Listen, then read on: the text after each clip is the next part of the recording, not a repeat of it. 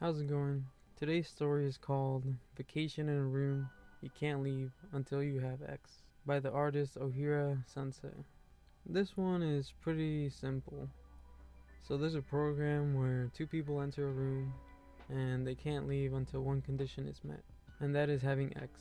Pretty straightforward, but what if the other person happened to be your stepsister? And that's the situation that our MC finds himself in. Is it a blessing? A curse? Let's find out. Mutsuki is celebrating his birthday while drinking with his parents when all of a sudden his dad mentions something he can finally do, which is a room you can't leave until you have X. I thought he was talking about like some sort of college activity he can now participate in, like an Eiffel Tower or Devil's Three-Way.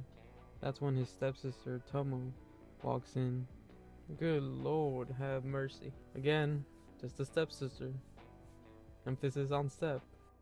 She gives him a present and mentions how he'll probably lose his B card in one of those rooms the dad was talking about. Honestly, this one freaky family.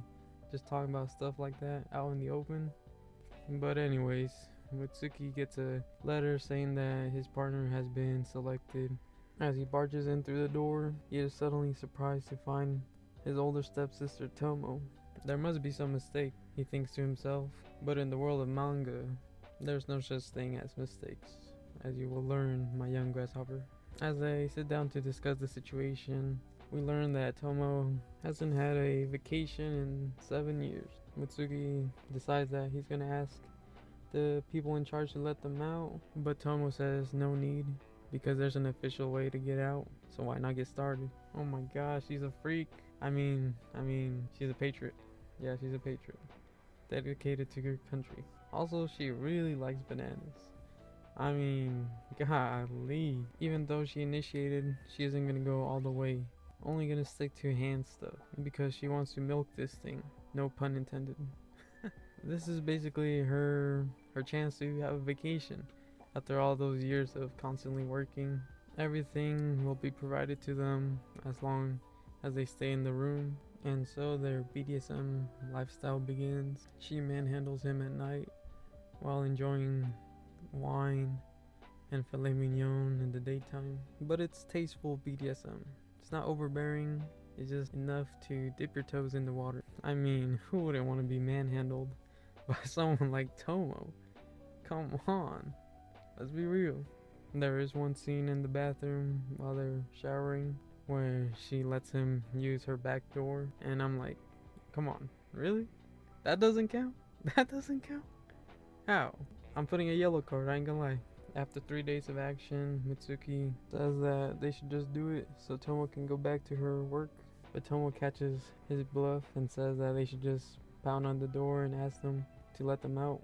He should just state the real reason he wants to do it with her.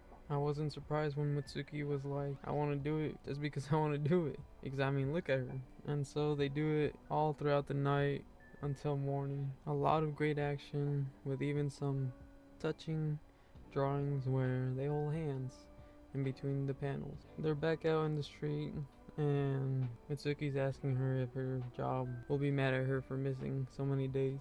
But she says that she tricked him and she's still on break until tomorrow. So they should go back to her place and do it some more.